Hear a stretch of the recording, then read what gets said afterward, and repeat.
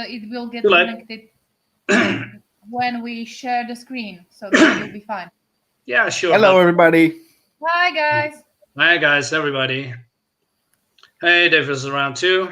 Let me. Hey, David. Hey, I'm at work, so I can only occasionally check around. Well, that's quickly. Cool. Well, thanks for checking in, David. Much appreciated. So. A little bit here and there is more than nothing. So yeah, absolutely. You can always watch it back if you want. Right? Let's see what happens. I'm going to announce it on Twitter also. We are live. Going to share the video. So, so people, how was your day? What did you do today? Have a productive day or not a day at all? You mean like sleeping in bed for 24/7? That is a product. That's also productivity, right? For your body. Yeah. Okay, cool. Jeroen, what do you do? Yeah. I am posting the link on Twitter. Oh, yeah. You are doing that. Okay, good. Thanks. Yeah, you should do it as well. Everybody has their own followers. So. Me? Okay. Hey, Greg is here. You probably have more than me. Hey, Greg, how are you doing? I'm good. How are you all doing? Yeah, hello. Great. Glad to be here, man. Thank you so much. I'm glad to be here as well. And I have my dogs here, so I will mute myself if they start going wild. Is it a he or a she? They're all girls. Oh, can you share one? Oh. Oh my God! It's like, oh, watch out! What are you doing to me? Good. It's gonna announce our stream on Twitter. So how late is it right now with you, Greg? So we are now at almost 8 o'clock or 8 in the evening. That's how I say it. Yeah. Yeah, I'm just coming up on 11 a.m. Oh, okay. So is it warm and sunny with you or not? Oh no, I'm in Seattle, so it's cloudy and gray out, and I think it's in the low 60s right now. Really? Yeah, I heard that in Seattle there's probably similar to what Holland is of the Netherlands. It's it's mostly fine weather, but mostly cloudy and rainy. I'm not sure if that sits in Seattle as well. Am I right or am I wrong? That's pretty accurate. Our summers are really beautiful. We get a lot of sun, and everybody is out on the water or hiking in the mountains. But yeah, the winters are very cold, very gray, very wet. Wow. Yeah, we are here. Yeah, exactly the same here. I mean, we don't have a winter anymore nowadays. Well, they are actually saying that we are going to have the worst winter in 100 years. So what? Really? You never know. Well, let's be happy. At least we see some snow after so many years. Who knows? Yeah, mostly when we have winter, we have some freezing, maybe 2 below zero, and a little bit of snowflakes from the air that melts instantly, and that is our winter nowadays. Instead of a couple years back, then we have lots of snow and ice, from here. It's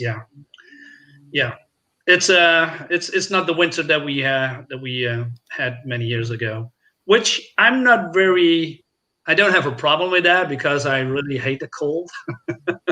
But on the other hand, I like snow and I like the blue skies and when the sun shines, that's great. But yeah, when it's all cloudy and rainy and slippery, then no.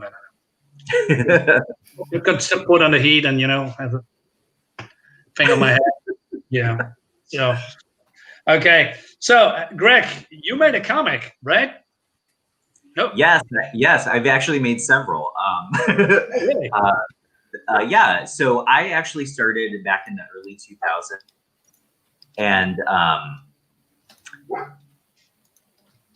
sorry, the dog is barking. Part of the stream.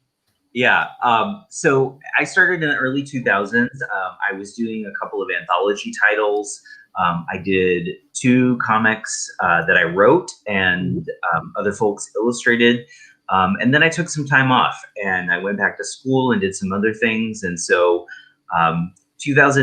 late 2018 into 2019, I was coming back in with a couple of new books. and then the pandemic happened. So I'm very grateful to be here with you all today to talk about those books. The new series that I'm really proud of is called Some Strange Disturbances. Yeah. And that's illustrated by Gervasio and Carlos Ion, who are from Argentina. Right. And they've worked with me on previous books. And so it's a spooky Victorian horror book. It's set in London, 1895. It's got a trio of characters. There's an American psychic who is a closeted gay man. There is an African-American choral singer who is also in London as a performer. And so they kind of bond over their social separation and the awareness of that they don't quite fit in. And then they get involved in investigating a possession case. And things go from there. Right. Okay. Yeah, and so just really quickly, I'll give a shout out to this is an image that's illustrated by Tyler Smith Owings. He's an artist out of Portland, Oregon, here in the States, and he has done most of the covers for my new books. So really? I just want to acknowledge his work because he's amazing. Yeah. So why? And is this the right page, by the way? Or am I on the wrong page? Because this is the original book. Yeah, I'm just looking at it, and I have a completely different page. Yeah. So okay. So this is the okay. Then when I need to go to, I'm sorry. No, you're fine. Hey, yeah. Talking about the original book and where it all started is great. But what I will say is, for when we get to the page for the current campaign, you don't necessarily have to have read them in sequence. Like they all stand alone, but if you read them in, so I just want to say that for folks who may not have read this one or the second one, which will be out in October, you can pick A Cold Winter's Eve up and read it just fine, and you don't need any previous knowledge to do so. Yeah. So basically, there are some self-contained stories. They tend to be, yes. So the first 3 issues or volumes make a larger story, but they also, I write them as if this is somebody's first issue picking it up. And so they're all very easy reader access if you haven't seen the other ones. Right. I love this art, by the way. Yeah, this is Gervasio and Carlos. A lot of people say that it reminds them of Hergé. So I'm like, I can see that. So super proud to be working with them. They like I said, I've worked with them for, the last 20 years or so, off and on. And nice. I tend to be super loyal and stick with folks that I've worked with before. And so, yeah, I'm always happy to work with them because they're fantastic. Yeah, I can see the European influences there in the art as well. Yeah. Nice. Looks great. Yeah, these are the first couple of pages. This is the introduction of Prescott at one of his seances where he's kind of grifting the wealthy of London a little bit. I mean, he is a real psychic, but he knows that he'll be able to take advantage of their money. And so that's how he's getting his life going in London. You're a charlatan or something, or? No, he actually is not a charlatan. We do encounter some charlatans, but he's the real deal. He actually can speak to ghosts. Great. So this is the first book, right? So this is an anthology as well, or is this just a story about where it all began, like you said? Huh? I mean, I love this cover and this color pattern, by the way. Yeah. So it's Some Strange Disturbances is a series of books. I have like 12 scripts in various stages of completion. But the current campaign for Some Strange Disturbances, A Cold Winter's Eve, is an anthology. It fits in between the second and third volume. And part of what I wanted to do is I have so many different artists that I want to work with. That's Delilah, by the way. She's the choral performer. Yeah. I have so many different artists that I wanted to work with that I was like, when our global pandemic happened, I was missing being at shows, and I know artists were being impacted by not being able to sell things at shows. And I really wanted to like create something where we could be working together and also like helping people kind of stay afloat. And so for this campaign, this is an anthology book. The gist of the book is there is a Victorian tradition of telling ghost stories on Christmas Eve. So this is the contest. This is a British socialite that they get involved with at the end of the first book. Those three characters will meet on Christmas Eve in 1895, and they will begin telling each other Christmas ghost stories. And those ghost stories are written and drawn by 6 different individuals who are listed in the campaign. But just really quickly, Michael Conrad, Lauren Franklin, Cam White, Keeney Thomas, Melissa Jones, and G. Romero Johnson. And the frame story will be drawn by Peter Gross and Vince Locke, who have worked on Vertigo's The Unwritten. They just finished The Dollhouse Family for Joe Hill Comics at DC. Been a huge fan of all of these folks for quite a long time, and I'm so excited to work with them. And so yeah, they get to tell their own individual stories, and then I'm writing the frame sequence of my characters telling those stories to each other, and how those stories can kind of pull out some of the elements of their characters. Right. That's great. Because rats. Yeah, there's lots of rats in the first one. I hope you don't mind it just going through the page a little bit, to get a grasp of what's going on. I think it's awesome for people to be able to see, especially folks who may not had seen it before. And I don't know how well the books have traveled around the world. And so I think this is probably super useful for a lot of people in your audience to be able to see what we're up to. Yeah, absolutely. It's Did you offer this book on the new campaign as well, or? Yes. Thank you for that question. That's great. You can get all of the books as part of the new campaign as well. So if you haven't read it and you just want the new book, you can do that. If you want to get all of them and kind of catch up all at once, you can do that too. All of that's offered in the tiers for the new campaign. Great. Okay. And if you want, I can also drop in the link for you for the new campaign. Would that be helpful? Yeah, if you want. Good. So is it okay that we can play this video for the introduction? Or oh God, please don't. Why, Greg? What's going on? I hate to listen to myself and see myself. So yeah, I get that. So I'm actually on the laptop here, so I know my picture is somewhere there, but seeing on this, I cannot see myself. So I don't know what I'm doing. Yeah, I probably do something. So, I will say the first 2 videos were really fun to do. I tried to do like little mini narrative films. You can do it. I don't care. But yeah, so we tried to do little films. The second one has a lot of Japanese influence in some of the story that's happening. So we went to the Seattle Japanese Garden and filmed there.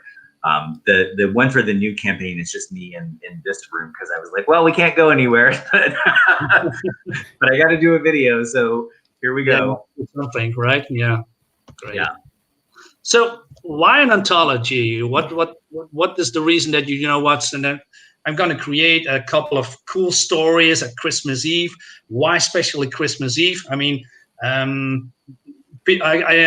read a lot of anthologies that is set in other festivities like let's say Halloween, all right, and some maybe Eastern, but why It especially? reminds me of a campfire stories. Yeah, exactly.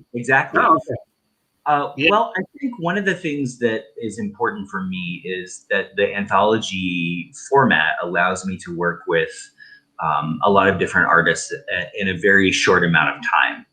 Right. The other piece is I really just wanted to try to create an opportunity for people to be able to get paid for their work during this time, which a lot of people were not getting paid during this time. So hopefully the book will help out with that. Mm-hmm. And then the other piece is kind of what you just said, where there's a lack of connection right now. And so the characters coming together on Christmas Eve, they really form kind of a found family. They're not biologically related, but they feel supported and loved by these characters that, you know, they wouldn't normally have found each other. And that idea of just sitting around and connecting as people and sharing stories and that kind of feeling is a feeling that I wanted to try to bring back and share with people, because we've all been isolated for so long now. Yeah.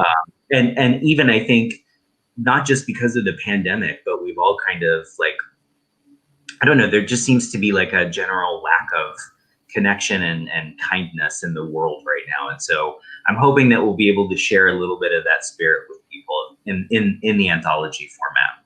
Yeah, so like a bonding experience or something then when it comes to stories and art. Yeah, I think it's very good. Yeah. And we don't have conventions right now, so we can't hang out and talk about shop, and we can't talk with people who are coming down the aisles, right? So it's I think a little bit of a psychological boost for me just to be able to like talk with folks about the work, and I felt I was really missing that, and I know the artists who are participating in the book were feeling that, and you all are probably feeling it too. Yeah. So hopefully this book will just be a good old feel good. A feel good book. Little bit of an escape from the current situation. Yeah. Well, you can pass the book around, of course, and then maybe other people said, hey, you know, you're going to need to read this book. It's great. And there's some good stories in here, maybe some fun, maybe some a little bit horror or spookiness, you know what, kind of that. And then, you know, share it with other people. Right. Yeah, I just made a connection from memory. I just remembered that, I'm a manga person, so I read more manga than basic comics. And then suddenly I remembered that I read this manga that's called Black Butler. It's quite famous in Japan. And I just remember reading this few chapters of, it's set also in Victorian era. Mm-hmm. And I just remember the whole family, not family, but you know, like the servants and people from like friends and guests sitting around. I'm not sure around the campfire, but or like inside, you know, the fireplace. But they were sitting around the table, and they were I think they were talking about also scary stories, or maybe solving some kind of murder. It just kind of clicked together, so it felt a little bit, you know, the same. Yeah, I think that's a great example, and that's actually I actually love that book too. And I haven't read all of them, but I think that's a really great connection, because it's a tradition that seems to be like people are aware of it in other parts of the world, but in America, that's not really. It's a tradition that we don't really practice, and so people are a little freaked out when I'm telling them, "Oh, it's a Christmas horror book." Like, what? Yeah, I was personally shocked as well, because I heard of it for the first time. It reminded me, what's the Christmas horror of this monster jumping out of the chimney and grabbing children? Krampus. Yeah. Yeah, Krampus. It just reminded me of Krampus, and I was like, why would you tell a scary story during Christmas? Because you should be Christmas fairy tales and reading some Christmas books like carols and you know, Charles Dickens, and wow. But even Charles Dickens is kind of scary. I think, you know, he, with A Christmas Carol, he's got a lot of like comedy in there. Like there is comedy, but there are elements that are pretty scary. Now the larger sort of Victorian ghost story tradition, they are much scarier than A Christmas Carol, and so I encourage people to check some of those stories out. Algernon Blackwood, Daphne du Maurier. I mean, there's a whole range of people that were doing them, but they're phenomenal, and they're not super long, and there are a couple of like recent collections of Victorian ghost stories, Christmas ghost stories, and it's definitely an influence on what we're doing, because having people sit around and scare each other is something I think I would love to revisit that, and I think introducing people to that cultural tradition is fun. Yeah, you get to know something new. Yeah. Do actually people still, you know, tell ghost stories at Christmas Eve or whenever? Is that still a thing in your country? Not at Jeroen, is that something that we still do in our country? No, Not I don't. that I know of. It's more, or usually it goes two ways here in the Netherlands at least, or people celebrated the Christian way with the church and Jesus, the Hanukkah. birth of Jesus, or you have the Christmas tree, the presents, the Santa Claus, that stuff. But there's not really, at least not a dominant in between around anything anymore. Yeah, because we're also in 21st century where you have TV and internet and the people have different kind of entertainment. So instead of maybe sitting around the table and just talking to each other, Enjoy each other's company, right? People turn on the TV and watch the TV. So I think that's a really important point, right? Like we have these ways where we can entertain ourselves, but they take us away from. There's a little bit of isolation behind the screen, and I think that the storytelling tradition is lost because we have ways that we can entertain ourselves in a maybe more immediate way. You know, you have to be patient to listen to a story. You have to be really connected and listening to the person that's telling the story. And I think listening is not something that we really practice that well anymore. We do not necessarily have that tradition here in the United States. It is very much like what you were describing, the very traditional Christian tradition of Christmas. And so that's why when I was telling people we're doing this Christmas horror book, they were like, what? Because they just didn't know that there were other ways of doing it. Yeah, but advertising works that way as well because, you know, people like to get shocked. So they remember it. Yeah. And I have to tell you, there's going to be some shocking stuff in those in the ghost stories that you're going to get in A Cold Winter's Eve. Michael Conrad is promising to like literally scare people's socks off. Like he just posted some great preliminary art yesterday on his Twitter. Cam, who is doing one of the short stories, he did a piece of Krampus coming for two children, which is one of the art prints that you can get for one of the tiers for the campaign. That's funny. I'm just looking at a little piece of a picture from him that you have on your page. The horn. Yeah, the one with the eye, and maybe it's just a vein. I don't know. And it reminds me of this documentary that I watched that they found a worm in a human eye. So I can say that this story will be a little bit of gruesome. So this is from his mini comic, The Strange Disappearance of Robert Lau. So this is not actual art from his story that he'll be doing for Some Strange Disturbances. But that book is amazing, and it pinged a lot of like my phobias. It's not a worm, I'll give you that, but you definitely should check it out if that's something that if body horror is an area that frightens you, or even if it doesn't, even if you just love body horror, that is a book for you. Yeah, I just remembered that there are actually people who are even scared to touch their own eye. Really? Okay. Yeah, there are people like that, like not willing to do that at all. For example, if a fly falls in your eye, then just stay there. Yeah. I'm gonna try to give you guys. I'm gonna try to give you the Cam's Krampus illustration as well. Mm-hmm. And then let me see if I'm just dropping these in our chat, by the way. I'm gonna I'm gonna see if I can also find Michael's illustration. Here we go. Okay. If you want to share it, Greg, just say the word. I'm just happy to do that for you. Yeah, just if you guys want to, if you feel up for showing them, they're in the chat now. Okay. Yeah, and by the way, I really love this pic. It's Tyler is so good. Like his use of color is so striking. And you know, one of the things that I did when I was prepping these books is I went into a comic store and just kind of like did an inventory of what are covers looking like and what is really standing out on the shelf, because there's a lot of like visual noise when you're looking at a comic shelf with all the different covers and logos and things. And I was like, we have to do something that is relatively simple in terms of like what is in the image, which I'm sort of breaking my own rule with the second cover because it incorporates a lot, but it's beautiful. But yeah, so Tyler's amazing at really doing a lot of like negative space. His use of color is so striking.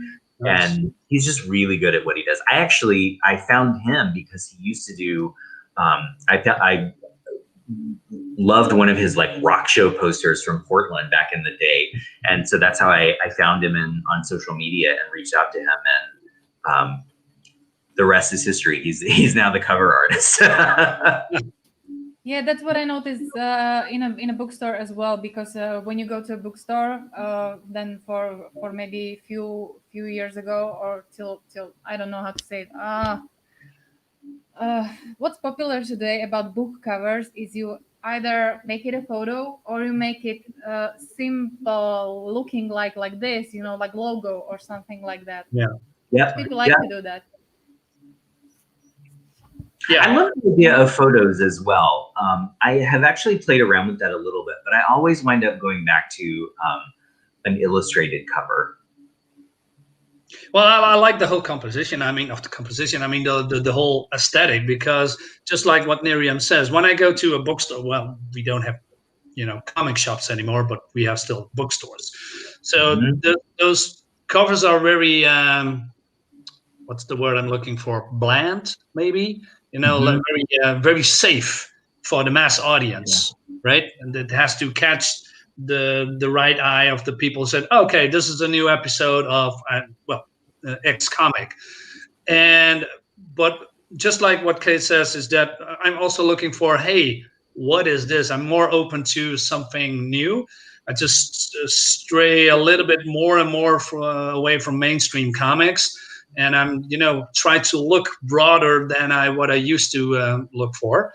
And then I'm, when I see something I'm going to pick it up. And hey, what is this? What's going on? What is this book is about? Because it's totally different than what I used to when it comes to comics and covers, etc., etc.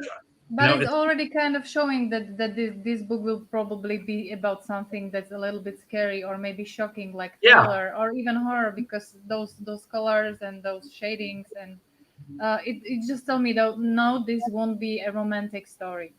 Are you sure? There may be a little bit of romance in some of the. You know how you say it? You judge a book? Yes. By its cover. Yes.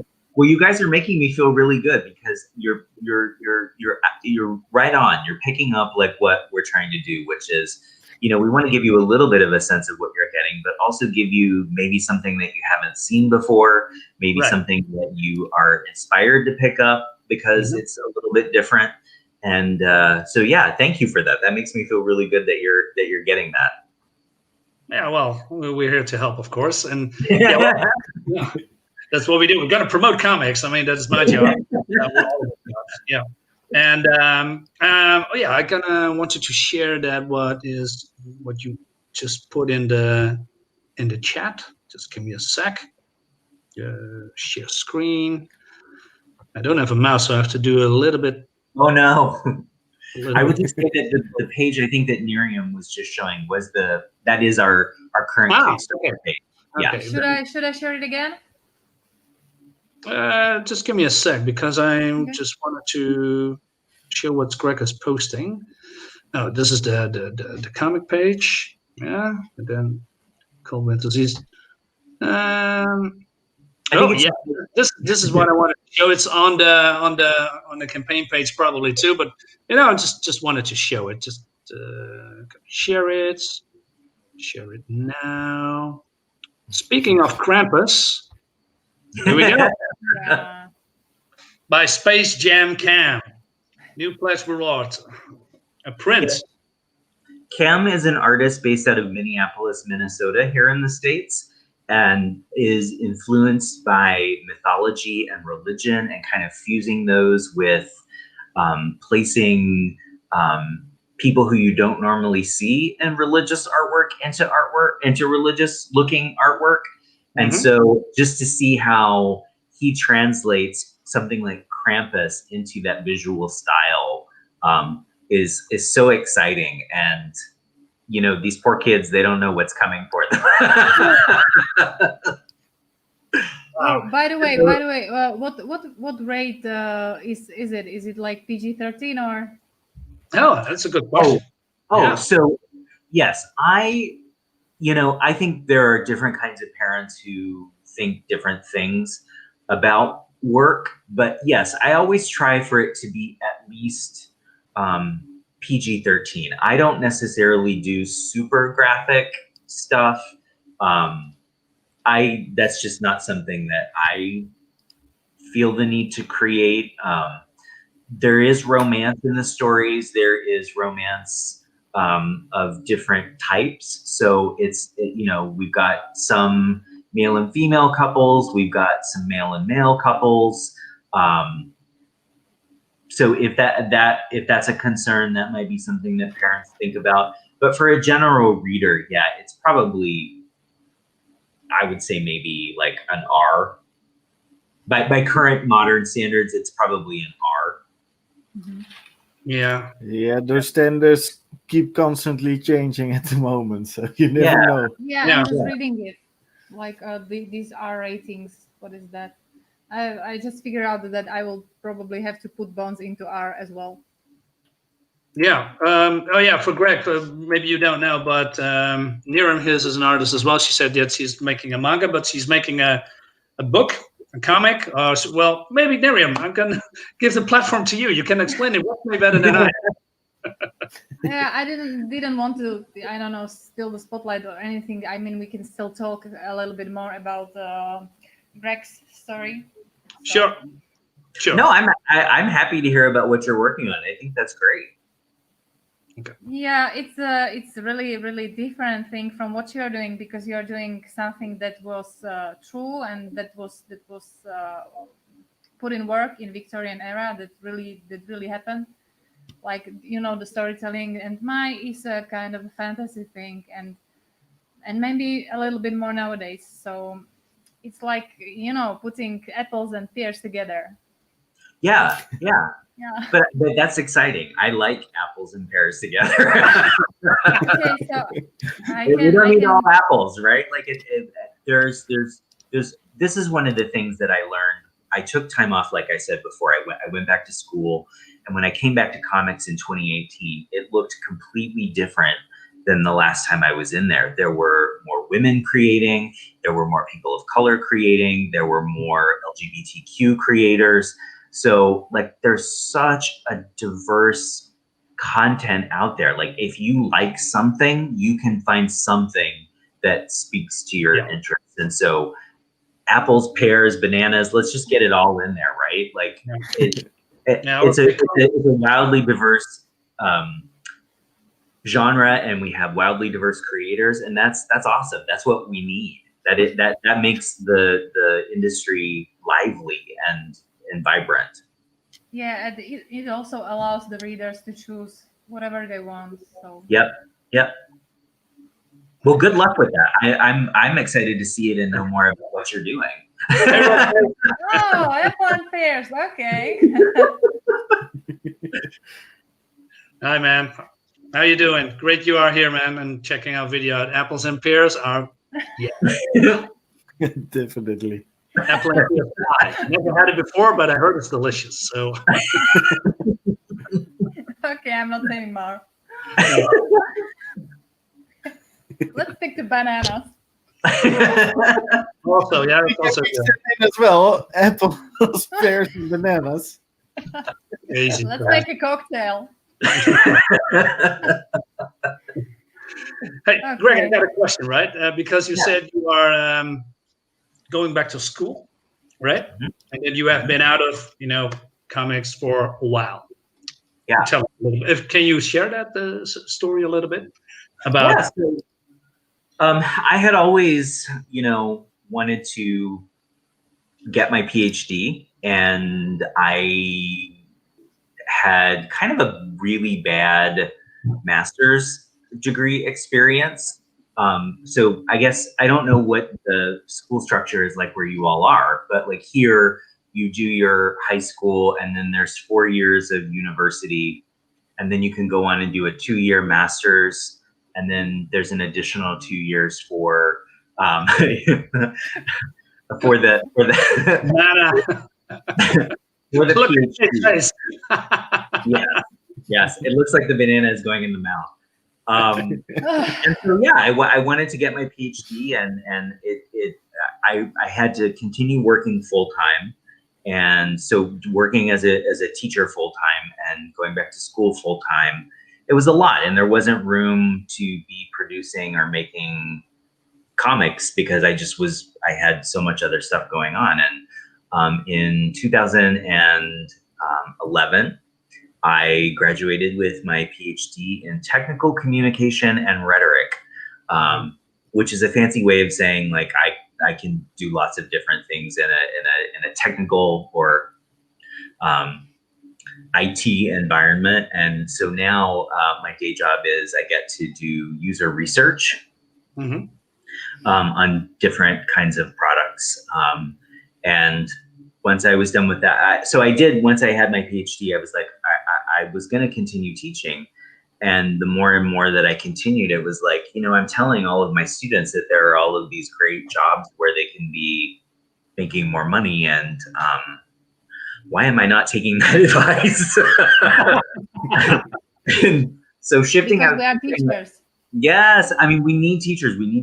I spent 20 years teaching, and there is high value. I miss the students every day, but there's just so much other stuff involved that is like seemingly disconnected from the students that, I feel like everybody needs to put in their time as a teacher. It's funny to me now to listen to teachers complaining about teaching online during the pandemic, because that's something I was saying years ago, like, hey, you got to get ready. You've got to know how to do this. And then it's also really interesting to me to hear parents talking about like, oh my God, teachers need to be making more money because now that we're teaching our kids at home, we know what it takes. And it's like, it shouldn't take a global pandemic to tell you that we're valuing the wrong things. But in any case, so to make this long story short, once I did make a career transition, I found that I had a little extra money to start making comics again, and so that's how I made my way back. We had not finished the Bronte's Infernal Angria. There were only 24 pages, and so at the very end of 2018, we finished that book. So that's out now. Rick Geary is the artist on that. I don't know if you or the viewers are familiar with his work, but he does the Treasury of Victorian Murder books. He also did a lot of work for National Lampoon. He actually did the Wuthering Heights Classics Illustrated comic back in the day, and he's just a great guy. But that book came out at the end of 2018. We did a re-release of my first comic, The Magic If. We did a backup story with Melissa Jones, who's also in the new campaign. She'll be doing one of the short ghost stories. She did a backup in The Magic If for me, where it was just kind of updating everybody on where the characters had been in the last 13 years, because people had always asked since that book, like, what happened? Are you going to do more? And I thought it would do more. And then Some Strange Disturbances came into my head. And so that's what's keeping me occupied right now. Oh, well, that's good. If people say, hey, I want to know what happened after this book, give us some more, that's only good. I mean, then people enjoy it. Yeah, absolutely. Yeah, I hope so. I mean, people now know where they are. They're older, like me. I think, I don't start about my age, but. By the way, do you have some kind of statistics? Do you have some kind of statistics like what's the age of your backers? Maybe it would be interesting to know. I don't know. What I know is I can see their names, and I can see their how much they've donated at this point. You don't really know. Sorry, Franny is talking. You don't really know like I don't think age is one of the things, but like I don't know where people are located geographically until after the campaign is over. But Yeah. it But would be interesting to know, for example, in your case, because you're doing this cultural and traditional thing, the topic. So it would be probably interesting to know if, for example, young people are into this, or it's more maybe our age group, or maybe your age group, or even older people. I don't know. Yeah, I think the anthology format is really good because like we were saying earlier, you you want to give apples and pears and bananas and oranges so people can kind of pick what they want. And in an anthology book, I think it's really, and especially in this case for A Cold Winter's Eve, it's really open to a wide audience. There really is something for everybody. And so you don't have to be a fan of like horror stories, because there will be a little bit of romance, or you don't have to be a fan of a particular artist in order to get 6 other artists that you might like, right? My hope is that just in creating this book with my collaborators, that you get a little taste of like some different stuff that's out there. And so yeah, I think it's age inclusive in the sense that like we have different ages of creators represented. So for example, Cam and G and Lauren, they are all either just out of the Minneapolis College of Art and Design program, or currently in it. So they're relatively new creators in the sense of like they're younger. Folks like Michael and myself, who are kind of like gentlemen of a certain age. Wait. I like this style the most. Melissa's? Yeah. Mm-hmm. Yeah, Melissa is great. She comes from an animation background, but she also does illustration work as well. So one of the things that really... Go ahead. I just wanted to say that I like this style the most because it kind of reminds me the one that I'm doing. So maybe that's because it's familiar. So yeah, I think... so Melissa is great. Melissa, she, like I said, she comes out of an animation background, so she has a real... Oh, duck. Okay, we have a comment. Another funny one. Okay, wait. What's going on? Oh, are we there yet? Yeah, okay. Greg, are you still there? I'm here. Sorry. Okay. I thought that you were disconnected, but no. Okay, good. No. I was just going to say that Melissa has such a sense of movement in her work. There's a real sense of like architecture and space, and that's what initially attracted me to her work. And as you can see here, she also does really great sort of facial expressions, and like there's a lightness, maybe, I don't want to say cartooniness, because I think that sometimes that generates I don't know, people have certain connotations for what that word means, but it's not photorealistic, I guess I'll say, in the sense of the characters, but the backgrounds are very like elaborate and well thought out. And so I'm fascinated by her work. So Miriam, I really appreciate you calling out Melissa's work, because she's great to work with. And I wouldn't put away the others' work, because I'd like to see maybe more pictures of their work as well. Yeah. This one is just that kind of caught my eye, and I just stopped by and looked at it for a while. Yeah, but I think your call out for Melissa really answers that question of who is the audience for this book. And I think everybody will find something that they really connect with and love in it. So I really appreciate you saying that. Yeah, it shows. I mean, you're right, Greg. I mean, you made a comic for very different people from different genres, and they can all enjoy the same book. That's great. How many pages is this, by the way? So currently it will be, I think we're coming in at 56. Oh, nice. But it may be a little longer than that. All the books are a little bit different. The first issue of Some Strange Disturbances was 64 pages. I put a little bit of like historical information in the back so people would kind of know what the inspirations for the book were. Yeah. The second and third books are about 100 pages each. Wow. Yeah, and so this one it's currently sitting at 56. It may go up from there dependent on how the campaign goes. Right. Yeah. I like the swag bag. Yeah, this is the Headless Shakespeare Press logo. That's my little press name. This logo was drawn by my friend who is also an illustrator and designer. Her name is Constance Quinn. And I've had this logo since like the beginning, and she just did such a great job with it that I will never change it. So it's a little play on Hamlet. I don't know if you guys remember the Batman television show from the 60s. Yes, I know. I'm that old. where he had to flip back the Shakespeare head to push the button. Oh yeah, and then go into the to the Batcave. Yep. So that's where Headless Shakespeare comes from. Oh really? Oh, okay, cool. Hey, nice touch. Nice touch. I didn't. Yeah, now that you mention it. Okay, great. So paper dolls. If people are interested in that. I wanted to ask you about that.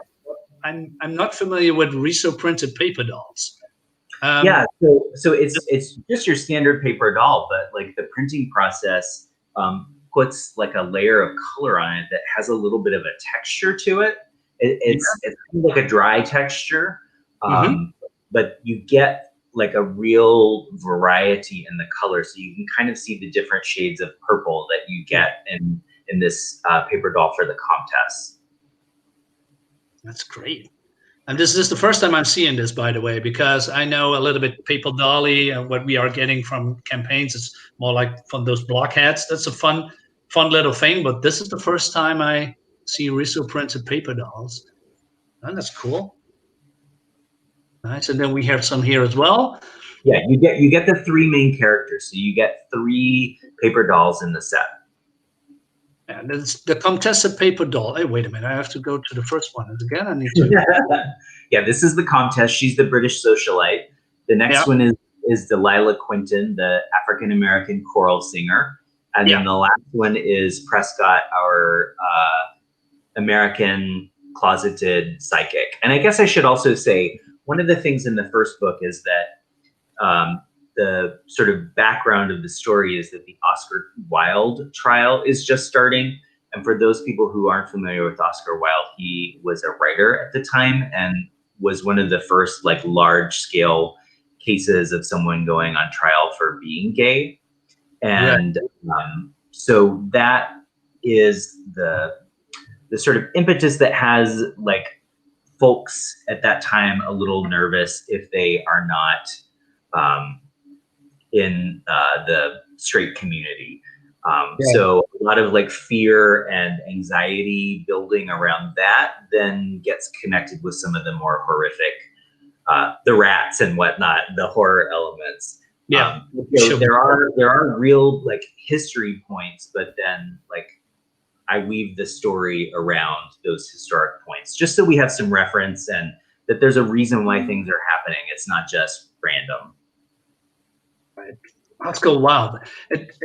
I know that name from somewhere. But isn't that is like a movie or a couple of movies inspired by his work? So he did the Portrait of Dorian Gray, which is I knew it. Yeah. Yeah, I knew it. I had it in the back of my mind, but I couldn't. It had the tip of my tongue.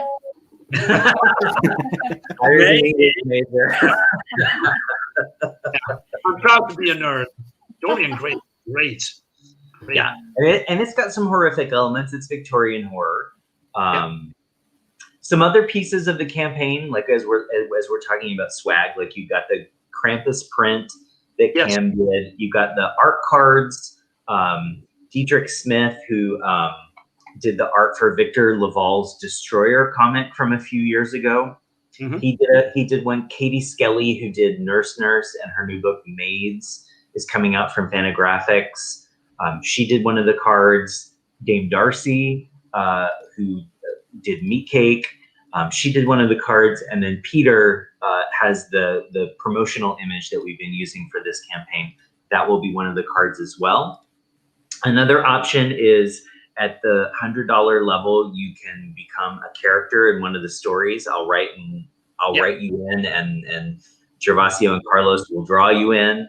And then like way higher up at the $500 level, you can become my co-publisher for the day. It gives you no rights in any of the content, but your name gets listed as co-publisher. So you're more like being a patron of the arts and really helping us out. Right. Yeah. I just looked at the perks indeed. So this is the most expensive one you have, right? Yeah. Okay. So you can give more than that if you would like to. But yes, that is the highest level as written. Well, maybe they can become double double co-publisher. Yeah, nice. And then most of the levels also will get your name listed in a thank you section at the back of the book. It's really important to recognize the contributors in a book that's Kickstarted. It's a must for me to be able to recognize people who are okay with having their name printed, that their participation in the project and the vital support that they've given be recognized. So most of the levels get you listed in the thank you section of the book as well. Yeah, it's a nice gesture. I really like that. Yeah. So then we have the flash pack. Yeah, that gets you all of the currently in print Headless Shakespeare books. So you'll get the Bronte's Infernal Angria, which I've been talking about. You'll get Imagine If, which has that piece by Melissa in the back of it. And then you'll also get Some Strange Disturbances, Volume 1 and 2, plus the new book, A Cold Winter's Eve. Wow, that's great. And not really expensive at all if you get so much for that money. Yeah. And in my opinion, of course, I mean, I cannot see any in other people's wallets, but you get a great deal of comics for that. Yeah. And I think that's an important point just to really quickly acknowledge that I am fully aware that the world has kind of changed in the last year and people may not have as much disposable income as they once did, but I just really want to encourage people that if it's something that seems really cool to you, every dollar helps. So like all pledges are appreciated, $1, $5, whatever you can do, it's great.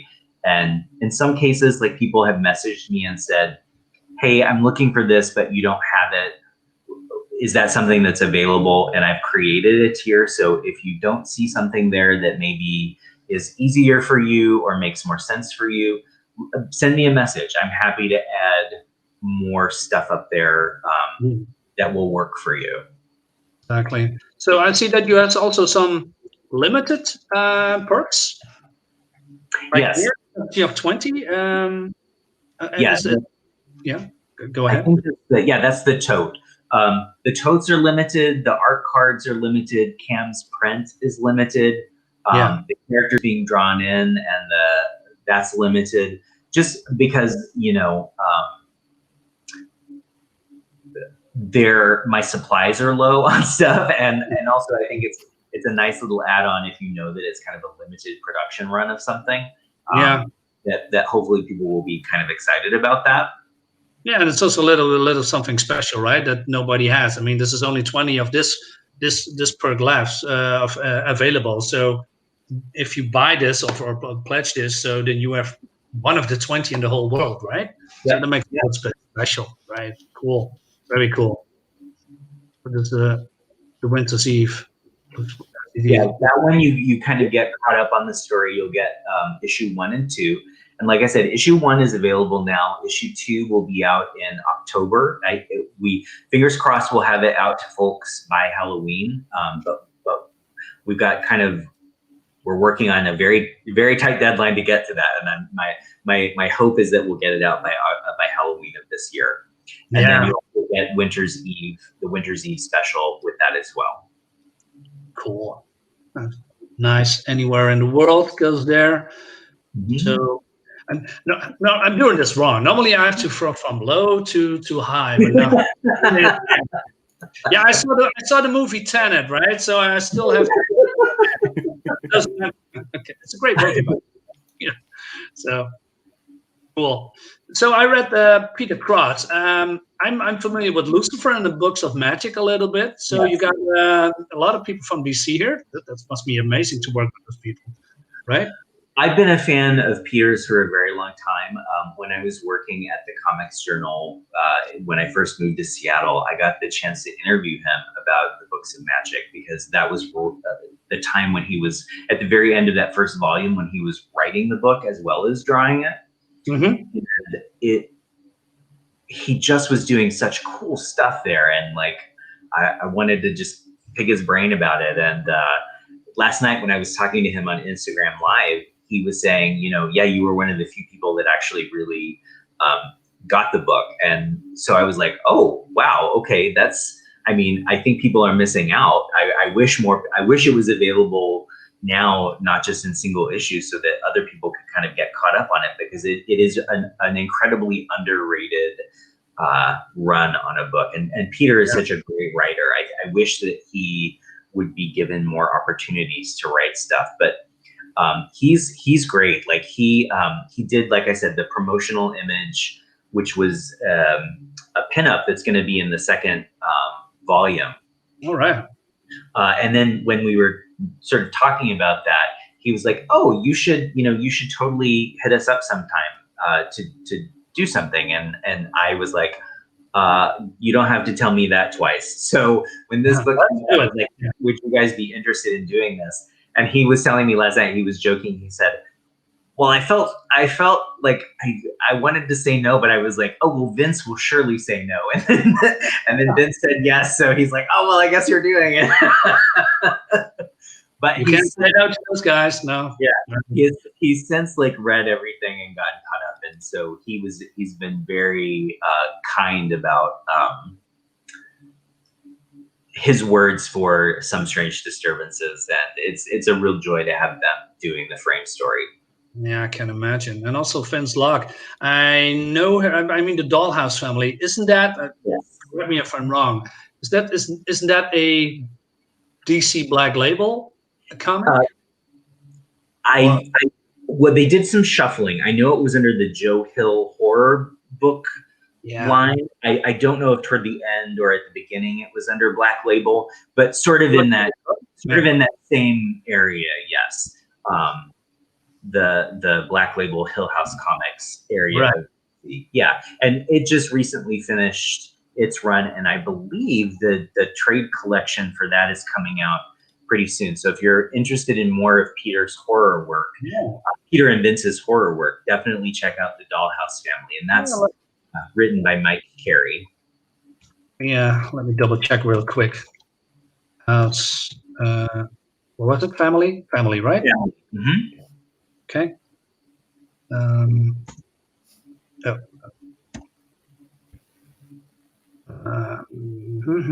Do you see? Yes. I read a couple of issues from it. From is ready. Just double check it. These no cookies. What's going on?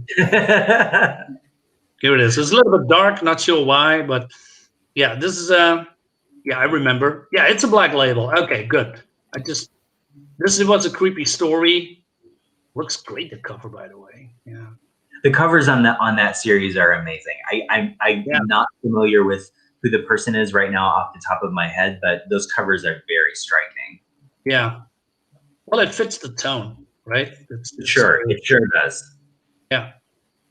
I love horror stories. Yeah, I'm making a comic myself, so it's really good. Yeah, awesome, man. Awesome. Well, you got some. Oh, by the way, before I forget, so there are some short stories here, right? Can you share some of the stories without spoiling anything? Yeah. So part of my Instagram live chats with the artists this week, I'm getting them to kind of tease a little bit of what they're going to do. And I can give an example. G. Romero Johnson told me that what she wants to do is her story is going to look at some Mexican history and this at the same time on the other side of the border, American history and how those two things relate in kind of a romantic ghost story. Okay. Well, okay. Right, guys. Okay, see you, man. It's probably all Cowboys. already. It's cowboys as well. Yeah. Keep rocking that fruit. Nice. He's a great guy. I assume he's a guy. I'm not even sure. I never met him in real life, but Yeah. great. So yeah, looks awesome, man. So you are at now 50, 51%? Yes, we're right. We're just along the halfway mark. Right. And how many days is left for you? We have 7 days left. Today is the 7th day going. Yeah. You need to bump that up a little bit. So you're basically in a halfway, both in price and in time. No, we're 3/4 of the way through in time and halfway in terms of funds raised. Yeah. So I will say I'm not. My experience has been that the last week of a Kickstarter campaign is always way more active than the second and third weeks. We've done really well. We've been super consistent in the campaign so far, where like it's been very steady climb. In previous campaigns, we've been like sort of straight, and then there will be a little jump, and then it will be straight, and then it will be a jump. This one is consistent, so I'm not super worried, but like also at the same time, I'm aware that this is the last week. And it's an all or none campaign. So if we don't make the funding amount, then the book doesn't happen. Okay. And I just want to encourage people, like I said before, every dollar counts. Like if you're interested in spooky stories, if you're interested in ghost stories, if you're interested in anthologies, if you just want to learn about new artists, please give the book a look. And all of the support is so appreciated. And any little bit helps. And yeah, we've got a week and we are about halfway there. Yeah. Let's see if we can bump this up. I'm going to share this, of course, this video on your campaign for the coming days. So no worries, Greg. I'm going to also, when this video is up, well, it's up. I'm going to, put it in the description. So is this something that you want to, say to the viewers or people who are interested in these books for the campaign, that you say, hey, this is really important, or something like that? So part of my goal is, for me, when I was a kid and I was reading things, right, I did not always see myself in what I was reading. So for me, what represented me was usually like a comedic character, a victim of murder, or a person who was a serial killer. And those were really the three things that I saw for myself as a character. So for me, that was always really confusing. I was like, I don't see myself as these three things that I'm being presented in terms of film or books or comics or whatever. And so it took me a long time to really sort of find the things that truly represented me. And so my hope is that in doing books like Some Strange Disturbances and having such a wildly talented and diverse group of creators working with me on it, is that I can give that back to people. Like, you don't have to hunt for stories that look like you or sound like you.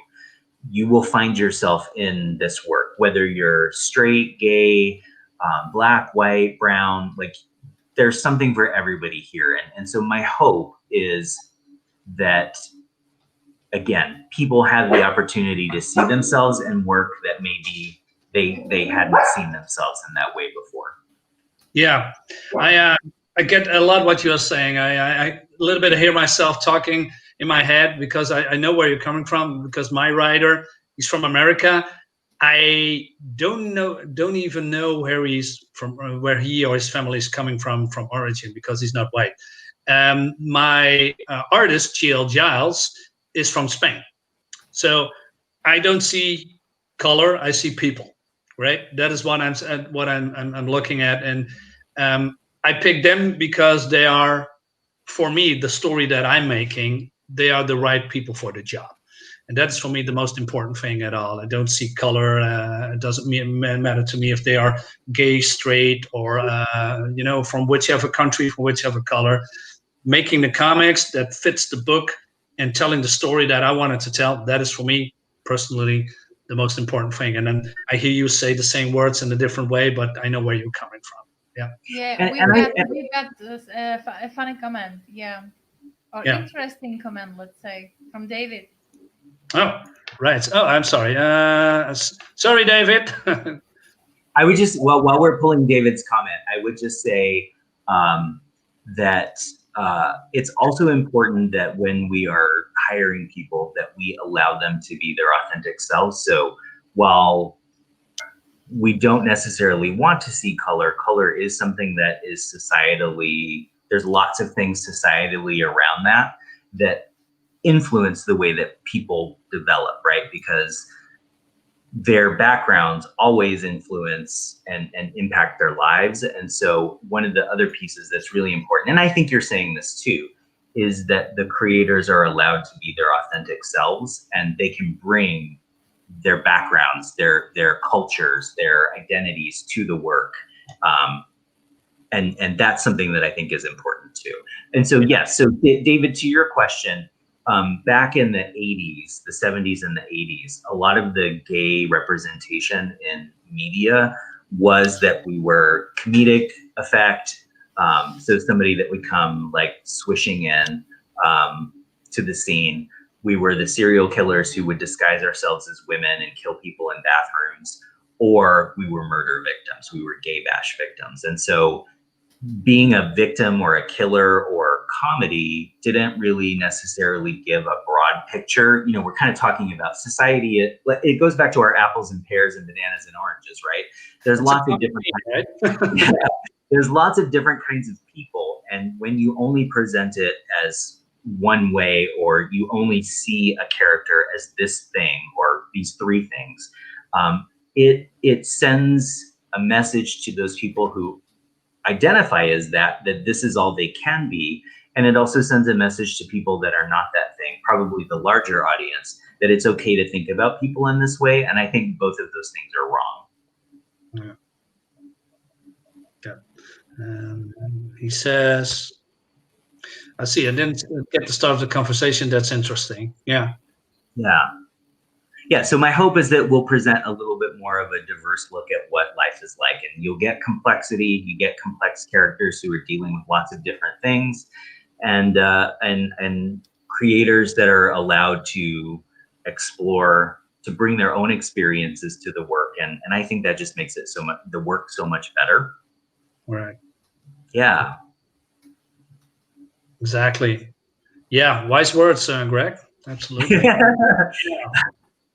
Comes with the age, as they say. I was gonna say, yeah. I mean, that's one of the benefits of being a little bit older now, is that I just think I've always been like politically active, and I think that still is true for my work. But also, I just think it's more important for me now to use what privilege that I do have to really make space for other creators, and to continue to do my work, but also to allow them to be themselves as well.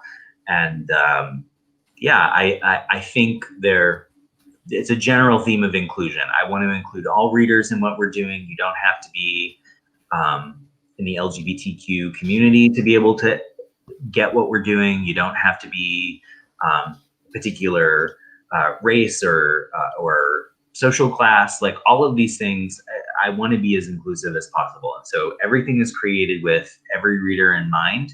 And, it may not be something that you are into, and that's okay. Hopefully, like we've talked about, there's so much more out there that you will find that will get you what you need.